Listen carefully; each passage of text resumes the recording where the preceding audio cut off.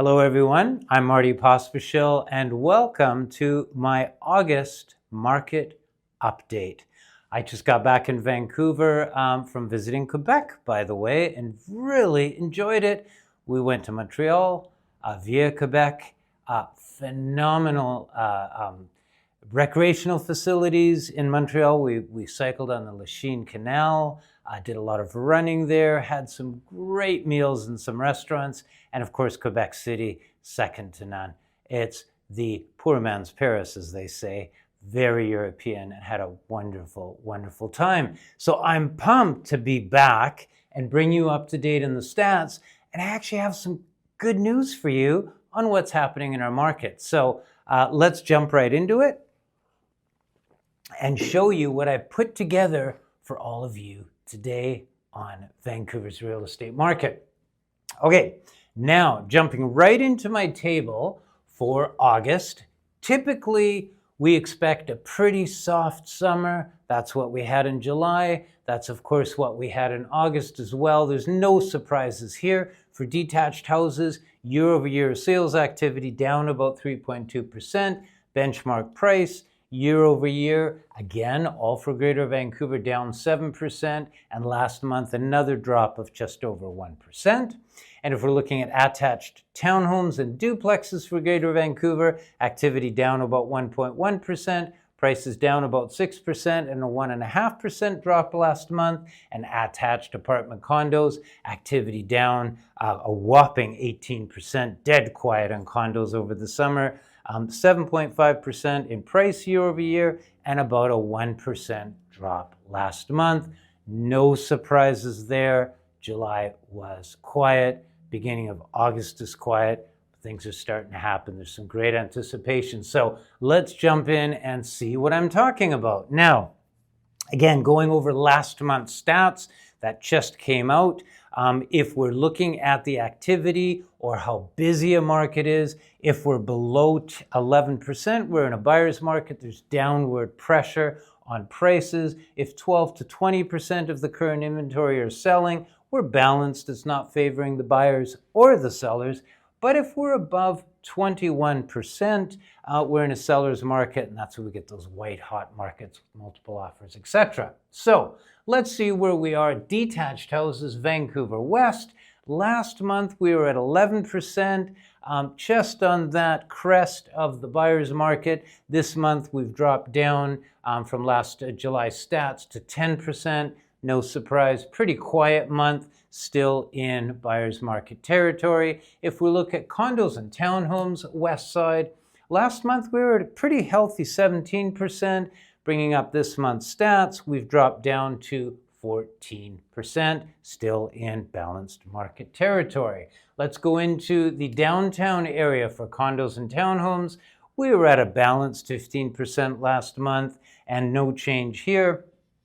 For this past month, 15%, still in balanced market territory. Popping over to the east side, houses. Last month, we were at 15% sales ratio, so right at smack dab in the middle of activity. That's dropped down to 10%, so the east side houses have really quietened down last month. And of course, that puts us in buyer's market territory as well. The last area I want to look at in the east side is condos and townhomes, of course. Last month, we were at 18%. This is a little bit of a surprise. We bring up this past month, it jumped up to 19%. So we're right in the upper end of that balanced market range for attached condos and townhomes on the east side. A bit of a rush over the summer. Quite interesting. So overall, if we're looking at Metro Vancouver, we're overall in a balanced market over July. Stats that we're coming up with, compiled over the last few days.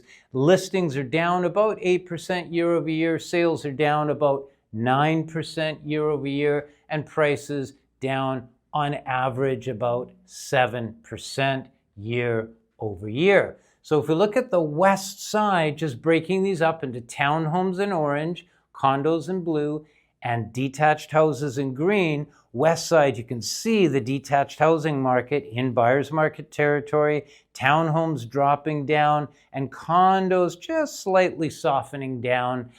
Sales ratio for west side of Vancouver. Looking at the east side, a little bit more active. There's the townhomes that shot up. That brought that sales ratio up for the east side. And of course, condos shot up as well. Just affordability on the east side. And of course, houses dropped down in activity last month. But overall, for Metro Vancouver, we're pretty balanced with houses being in buyer's market territory over that last month. But that's about to change. If we look at BC, across BC, no surprises there, but we're seeing a little bit of uptick in activity over the last few weeks throughout BC. And if we look at the sales activity, you can see there's been an increase in activity for this year throughout BC. So kind of good news if we're looking at the most recent statistics for the province. What's happening with prices? Okay, on average, no big change from last month. We're down on average about 15% from the peak today. If we look at the 5-year trend, same numbers, about 15% off of our peak. And average MLS residential price in BC, same. So if we go to month, looking at Lower Mainland detached houses, if you see red, that means there's been a drop in activity, and there's a lot of red on this graph in the Lower Mainland. Couple areas for detached houses got busier: Port Moody, Pitt Meadows, Maple Ridge, Mission, North Delta, and Tawasin. You can see those outlying areas actually had a bit of uptick in activity last month for houses. If we go to attached product, you're still seeing some red here in main Vancouver, but you're also seeing that uptick in the east side that we just saw, and in Port Moody, New West, North Delta, Ladner, Langley as well, but a lot of red on that graph. So again, July overall being pretty quiet, not unexpected. Now, let's jump across for all of BC. If we're looking at that average residential price, you can see a lot of sawtooth activity since that peak in 2022 for across BC. On average, 15%. That number keeps coming up. What's going to happen this fall? Isn't that a great shot of Vancouver? What's going to happen in fall? What are we anticipating for activity? So, today's market drivers, let's break those up. Price enhancers are in green, price deterrents in red. If it's transitioning, it's in orange. The only transitioning, and all the rest are green, is consumer confidence. That's been the case for most of the last 18 months for mainly the reasons I discussed in my last updates. People are a little bit confused with all the global activity, the wars, the economy, the tariffs, the whole U.S. administration impact on us as Canadians. That's affected our consumer confidence and our demand. But wait, there seems to be some good news coming out on our economy and on employment. Our government's been working very hard. Got to commend them for building ties around the world, and trade unions giving us that strength and giving our economy a boost. So that's going to change, I think, pretty soon. Inflation is easing. The Canadian economy is recovering with the whole, we'll talk a little bit about oil and impact on inflation. With those oil prices coming down, that's again impacting inflation, making it a little bit easier for us to breathe and giving some confidence to our consumers. The cost of borrowing, the fixed rates should slowly drop along with the bond yields, which are being impacted by the lower oil prices. And the variables, of course, are following the Bank of Canada overnight rate, which has stayed pretty steady. They've been really good at holding that steady over this whole Iran crisis. Now, inventory levels, nice and flat. I'm going to show you those. No big changes there. So there's some anticipation in the market. They're kind of excited. People aren't doing this, but they're smiling, they're kind of holding their faces like this great shot I found. So BC retail sales, well, people continue to buy TVs and sporting equipment, and they're going on holidays, and people are spending, not necessarily the big ticket items. Those come when there's a lot of confidence in the market, but BC retail sales are up. There's a lot of money going out, and that's good. That's feeding the economy. The monthly GDP is increasing. The Canadian economy is recovering. We're doing much better than expected. That's good news. So if you look further, here's the good news. Oh, that guy's got his hands up, so this must be really good news. Yeah, unemployment has really had some good numbers come out last month. So we have added, as a nation, 75,000 jobs in July. That's pretty darn good. And unemployment drops to the lowest in 2 years. Those are two really good pieces of information that have come out. So BC unemployment is down to 6.2%, and Canada unemployment is down to 6.4%. You can see those dropping. All good news. And if you look at the rental market, you can see rentals last month, $3.18 a square foot. They're at $3.15. So again, some easing there in costs of housing. Not a dramatic change in that rental market, but it's also showing some signs. Now, this is interesting. Year-to-date housing stats, 2025 in orange, 2026 in blue. I would have expected at this time of year, based on what we've gone through in the last 18 months, that there would be a bigger discrepancy between 2025 and this year, but there isn't. 12,771 versus 12,521, almost identical. So that's good news for Vancouver. So continuing along, residential sales, you can see again that activity is dropping throughout BC a little bit previously and now starting to recover. But importantly, if we're looking at inflation, we're at 2.8%. So again, that's holding steady. And the overnight rate, Tiff Macklem, Bank of Canada, is holding that steady. They've stayed the course over this conflict. They could have done a lot of changing, maneuvering around, but they've decided to hold course at the 2.25% overnight rate, and that's good news. They've ridden, I think, hopefully, fingers crossed, they've ridden through this conflict holding a steady course. And that looks like it's going to continue. So if we go further on the inflation, you can see where we were. We're at 2.8% now. Just within that Bank of Canada happiness band, and with gasoline prices, oil prices, etc., easing, that's taking the pressure off our inflation. So that's good news. And we are in sync, of course, with the U.S. Not a lot of change here on our inflation rate. U.S. is at 3.5%, and the overnight rates are holding pretty steady south of the border along with us. So this is all pretty good news, no major changes there. And if we continue along, we look at the cost of borrowing. Now, this is the interesting part.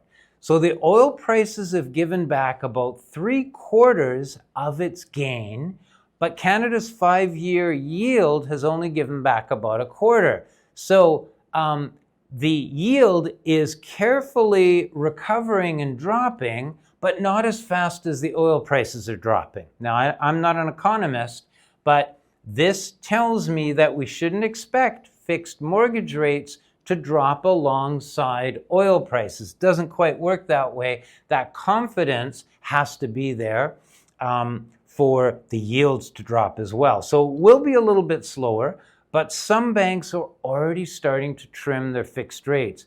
Good news. And if the Bank of Canada does drop its overnight rate, that's going to affect the variable rates. So relatively good news for the long-term, next 3 to 6 month forecast of mortgage rates, but buyers need that. They're not going to jump into the market and buy a bunch of property if the mortgage rates are climbing, and that's not happening. So that's good. That's good news. So the buying power has not changed from last month. Today's cats, using the same 5-year rate of 4.09%. Again, there is some slight drops that are happening with some of the banks, but we're looking at approximately $533 per 100,000 borrowed. So pretty good. Of course, it's not 1.9 or 2% that we saw a few years ago. We're not going to see that probably again, but these are good rates historically at around 4% for 5-year rates. Inventory levels, as I said already, are holding pretty steady. Let's look at houses west side. You can see no change in houses inventory. Even though I am seeing a bunch of new listings starting to come online, we're going to see those stats next month. You're going to see this inventory line start to increase across the board for all product. That's normal as we go into September, but that also shows good anticipation for a stronger market. Attached product, west side, holding steady. Five more homes in the market over the last month. No big change there. East side, same story for houses and condos.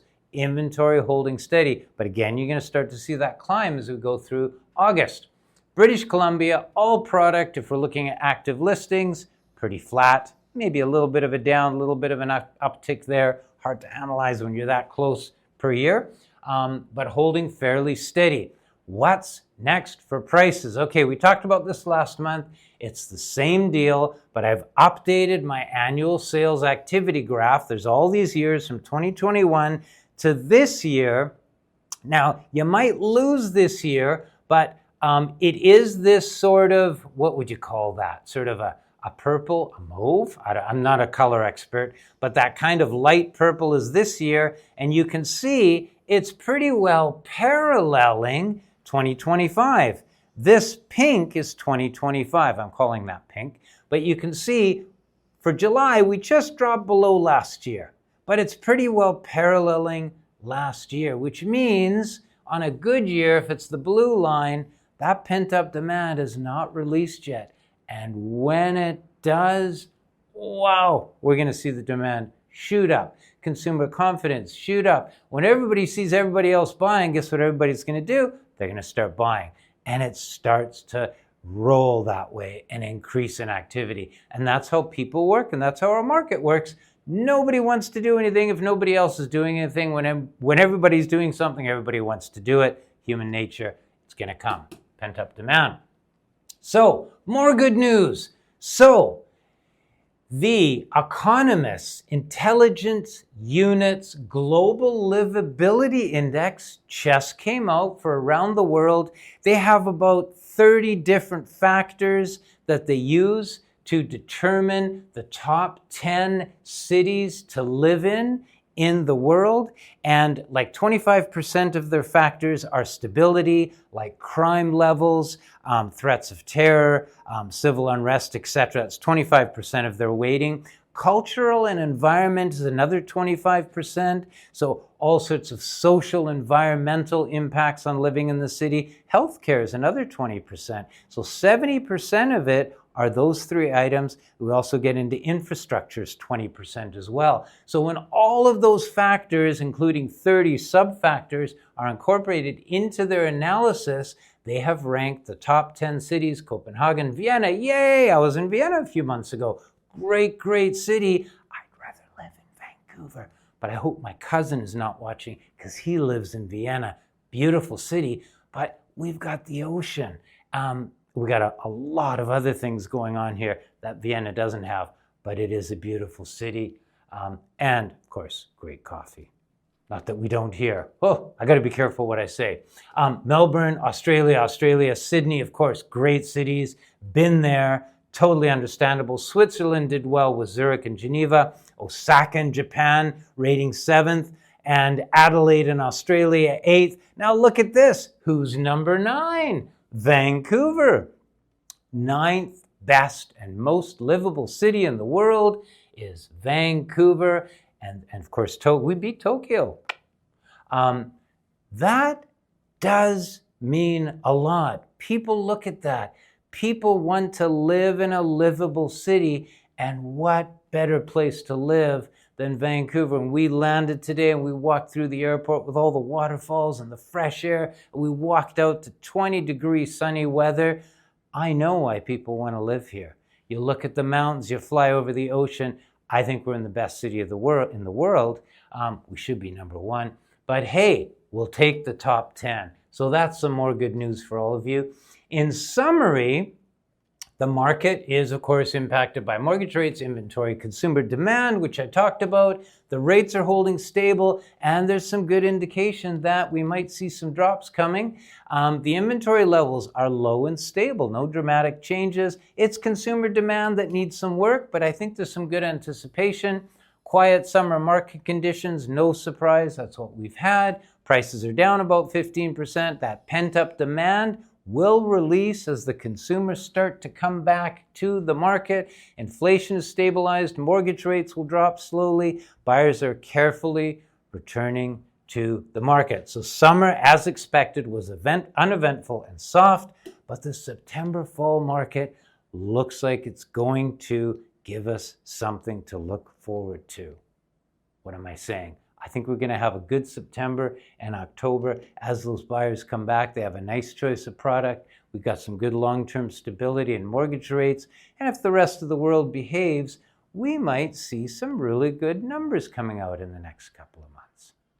I'm Marty Pospisil, and that is my August 2026 market update. I'm on YouTube, Instagram, and Facebook. And if you prefer to listen to podcasts, we're on YouTube Music, Apple Podcasts, and Spotify. I appreciate you joining me today, and enjoy the rest of this great week and everything that Vancouver has to offer. Anytime I come home to this city, I realize we are in the best city in the world. Take care.